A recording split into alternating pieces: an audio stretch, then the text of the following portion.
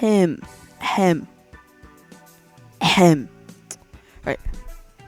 Testing. I know it's working. Why am I saying testing? Anyways, Super GT is one of the many niche motorsports in an already niche landscape, mostly with the barrier of entry in the US of A's being a Motorsport TV subscription. Not a lot of people know the car classes and how they came to be compared to knowing the series even exists. So that's why I come here to explain one of the two classes, GT300. Going from the two types of GT300 cars and the GT300 cars on the Super GT grid, and the technical side of this. Starting off with what type of cars race in the GT300 class. Mostly in the GT300 class are regular GT3 cars. GT3 cars in simple terms are customer racing cars, bought from manufacturers to be run by any team that can put an arm and a leg on it. Some examples of GT3 cars are the Porsche 911 GT3R and the Ferrari 296 GT3. GT3 cars follow the GT3 regulations with a 6-speed sequential transmission and can be run front or mid-engine with a rear-wheel drive setup. GT3 cars usually have a balance of performance which determines which car is the fastest and the way to make the racing equal for GT3 cars.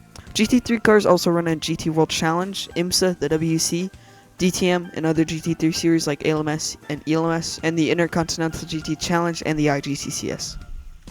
The second type of car on the grid is the JAF cars.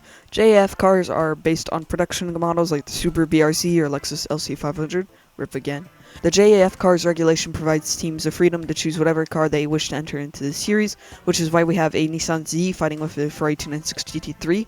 The engine used in the JAF car must be an engine that came from the same manufacturer, however it does not have to come from the same car. We have seen cases such as a Toyota LMP1 engine fitted onto the Prius, which is a story for another day. Unlike the homologated FIA GT3 cars, JF cars do not have to stay in their original form, and teams can develop their cars throughout the season. The examples of JF cars are the Subaru BRZ, the Lexus LC500, the Toyota GR86, the Toyota Supra, and the Nissan Z.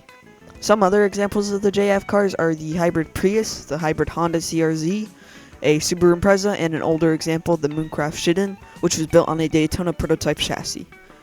The final type of cars is the mother chassis cars. This regulation aims for smaller privateer teams' use. The mother chassis can be purchased from the series organizers GTA.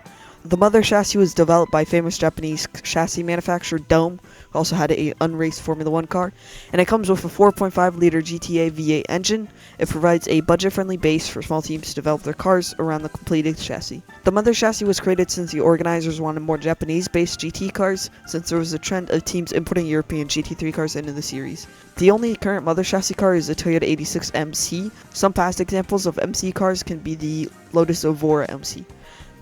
The GT300 cars started as a replacement for the GT2 cars that the JGTC started from in the first couple of years in 1995, and in around 2004, the series as a whole was renamed to Super GT.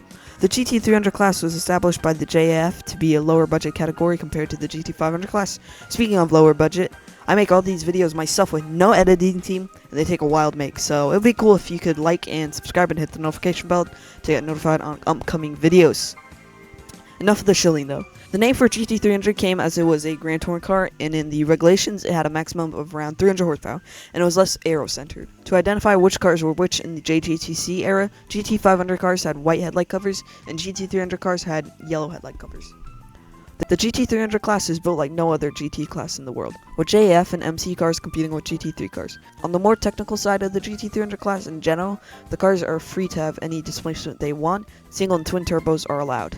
The cylinder count goes from 4 to 10, so no V12 GT300 cars for you guys. Notably, GT300 cars can have a 5-speed sequential transmission, which is interesting. Uncommonly for a racing series in Super GT, you can choose what tire manufacturer to drive on, with Michelin, Bridgestone, Yokohama, and Dunlop. Oh my god. Super GT also has a success weight system, a car with a high place positioning finish, or top lap, or winning the race, carrying an amount of weight to the next racer session, to equal the playing field, also limiting the amount of time that GT300 cars can refuel.